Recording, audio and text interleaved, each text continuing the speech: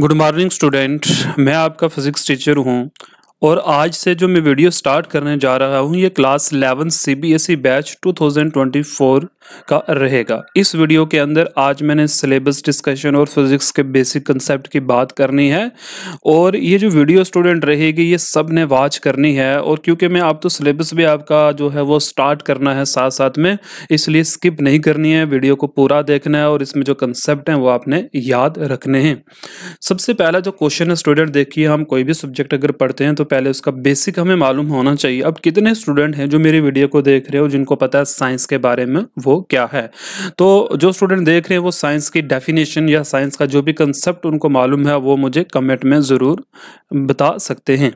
तो स्टूडेंट सबसे पहला जो क्वेश्चन मैंने यहाँ पे बताया व्हाट इज साइंस, तो आई होप कि आपने कमेंट किए होंगे। तो चलिए अब डेफिनेशन की बात करते हैं। साइंस आगे आएगी कि साइंस क्या है, बट उससे पहले हम देख लेते हैं क्या करना है।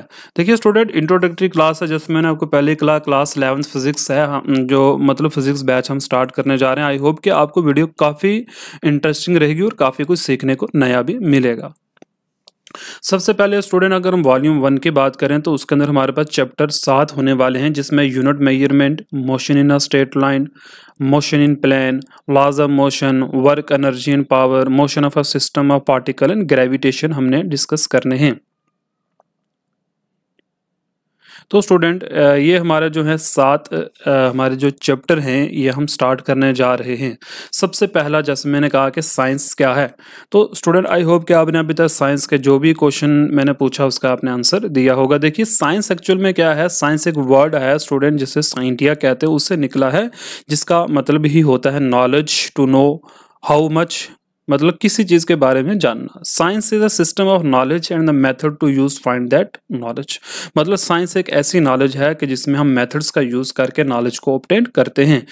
कहता है कि ये शुरू कहाँ से होती है, क्यूरियोसिटी से शुरू होती है और खत्म कहाँ होती है, डिस्कवरी। मतलब ये उकसा, हम कह सकते हैं ना, हमारे अंदर एक वो होता है कि जिससे हमें किसी चीज में सीखने में इंटरेस्ट पैदा होता है। और फिर साइंस स्टूडेंट खत्म कहाँ होती है, जब कोई चीज हम डिस्कवर कर लेते हैं। कहता है observing and measuring provide ways to find answer, कि साइंस के अंदर दो है, ऑब्जर्व और मेजर करना, इससे हमें अपने आंसर मिल सकते हैं। ऑब्जर्वेशन दो किस्म के स्टूडेंट होती है, क्वांटिटेटिव और क्वालिटेटिव। क्वांटिटेटिव में न्यूमेरिकल्स आगे, मतलब न्यूमेरिकल मेथड होता है, न्यूमेरिकल डाटा होता है।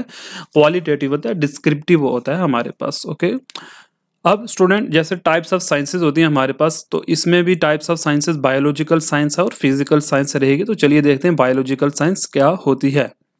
बायोलॉजिकल साइंस स्टूडेंट, आपने बायोलॉजी अगर रखी होगी तो आप अच्छे से पढ़ोगे, क्योंकि हमें तो इसमें इतना इंटरेस्ट नहीं है, क्योंकि हमने तो फिजिक्स पढ़नी है, बट फिर भी थोड़ा सा कंसेप्ट में बता देता हूँ आपको। Biology is a natural science discipline that studies living thing. Everyone know के बायोलॉजी में हम जिंदा चीज़ों के बारे में स्टडी करते हैं, लिविंग थिंग्स के बारे में स्टडी करते हैं। स्टूडेंट जो वर्ड बायोलॉजी है ये ग्रीक लैंग्वेज बायो से आया, जिसका मीनिंग लाइफ होता है और लोगोस का मतलब स्टडी होता है। It means it could be defined as the science of life and living organism.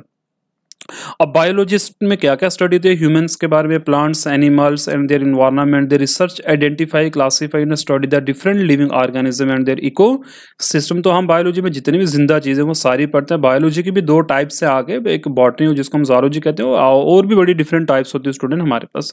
जैसे मैंने कुछ लिख रखी है कि biology cover diverse field of study such as botany, ecology, marine biology, microbiology होता है, फिर हमारे पास जोलॉजी होता है। तो ये डिफरेंट डिफरेंट कंपोनेंट है हमारे पास। अब स्टूडेंट हम नेक्स्ट चलते हैं फिजिकल साइंसेस। तो फिजिकल साइंसेस हमारे पास यहाँ 4 टाइप्स के हमने डिस्कस कर रखी है, जिसमें फिजिक्स, केमिस्ट्री, अर्थ साइंस और एस्ट्रोनॉमी आती है। अभी फिजिक्स तो हमने डिटेल में पढ़ना है, केमिस्ट्री में हम स्ट्रक्चर के बारे में पढ़ते हैं, एस्ट्रोनॉमी में हम एस्ट्रोलॉजी मतलब स्पेस के बारे में स्टडी करते हैं, अर्थ साइंसेज में जियोग्राफी और जियोलॉजी आ जाती है हमारे पास स्टूडेंट। ठीक, चलते फिजिक्स के ऊपर। तो फिजिक्स की स्टूडेंट जो डेफिनेशन है ये है study of matter, energy and there interaction between them.